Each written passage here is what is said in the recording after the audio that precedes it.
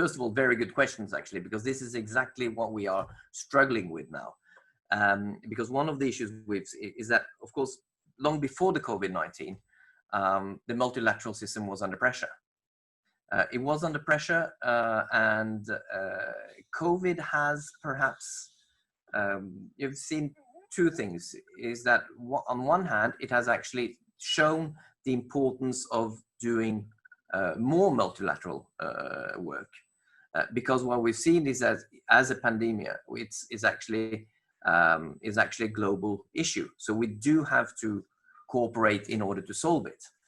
On the other hand, it also gives certain strength to ideas that we should cope with this at the national level, because this is actually a result of the globalization, and then we should return back to more of the national state.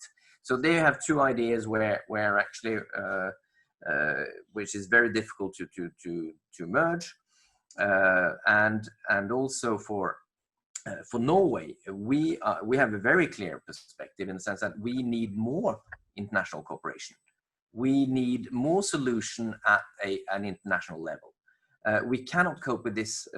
We cannot cope with this alone. Whether it's on the economy, whether it's of course the health issue, which is the basic of the whole issue, security questions, labor issues, sustainability, all this. All the implications of the crisis now is actually multifaceted. So you need a cooperation also on multiple levels, which is where you have the international cooperation is actually extremely important in order to solve the issue what we see now. So which means that in the end, part of the solution will have to be found into the multilateral system. But how to do that? What we see now is that several of the organizations actually have problems to make decisions.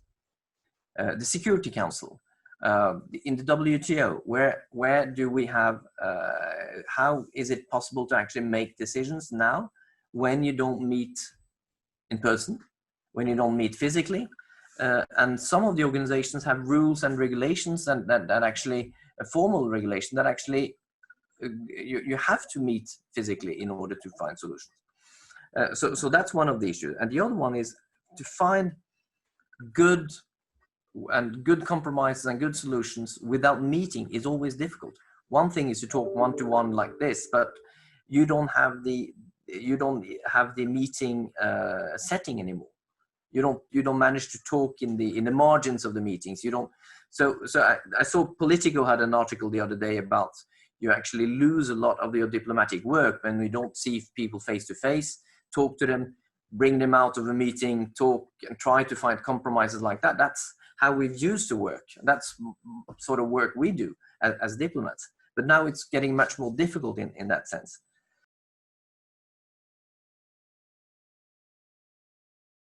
First of all, I think it's very important to remember what the EU can do and what the EU cannot do by the treaties. As you probably know, is that health issues is basically a national responsibility and national competence. So it's limited initially, at least it seemed limited, what the European Union, as European Union, could do formally.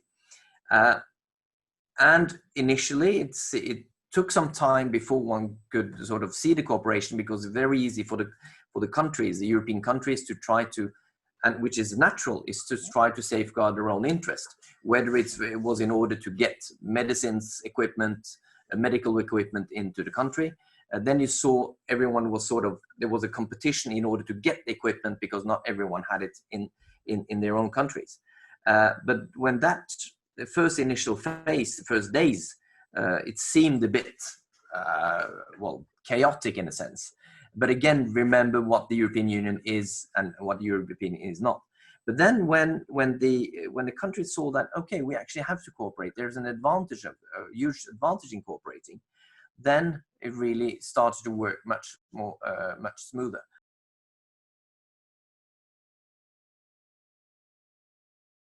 Where that was extremely important, where we have a very strong consular cooperation, which meant that we locally in all the capitals where we are present, helped each other, tried to get the flights, get the people together, and send them back to Scandinavia and the Nordic countries, which was extremely useful. But Nordic countries are also EU countries, so this was part of our European response.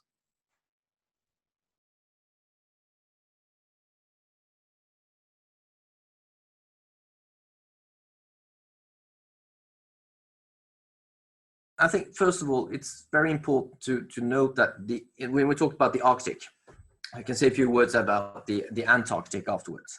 But Arctic is, of course, very close to our hearts because we are a part of the Arctic. 10% of the Norwegian population actually lives in the Arctic. So you just have a look at a map and see that we actually, there is an industry there. People live there. People move around. People have their social life in the Arctic.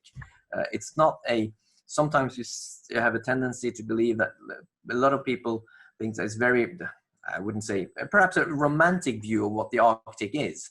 It's not polar bears everywhere. Actually, people live and operate in the Arctic.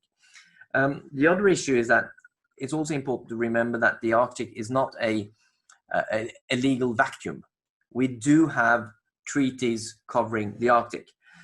You have the UN law of the seas apply in the region. All international law applies in the region. So there is no what can I say, legal free area that has to be legalized even because it's already there. And as for the race to the Arctic, there might be that in future and more because of the environmental changes. You have a military activity there, that's true. You have a petroleum activity in the region, but again, as long as that's within the legal framework that exists, it's difficult to foresee that there will be a very strong race that is not within the framework that we have everywhere else. So that's important to remember. So my firm view and our firm view is that you don't need new governmental structures, new governance structures, additional governance structures, because you already have it. We think it would complicate a lot, and it's not needed.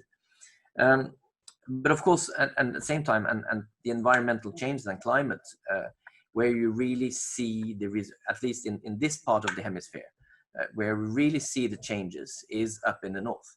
You see that glaciers are changing. You see that the ice melting is actually going further north.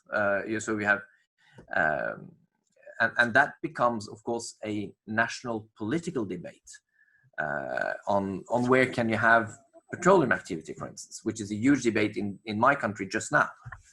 So that has to be remembered. But then you also, and one thing that's important also is that you have the Arctic Council, which comprises of the countries of the Arctic, and that functions fairly well because you don't have the high politics in there, you don't have the security politics in there, but you have very practical cooperation in research, environment, fish management, cooperation, and so on. So you have the whole sustainable development agenda is very prominent in the Arctic Council. And the fact that you do not have the security policy in that also makes it possible to cooperate between countries that do not necessarily cooperate that well in other areas. When you talk about military, our relations with Russia, for instance, they've been our neighbor we have a common border with Russia.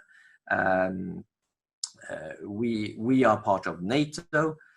We have aligned ourselves to the restrictive measures from the European Union and others towards Russia, but at the same time, we managed to cooperate on fish stocks, on search and rescue, on our environmental issues.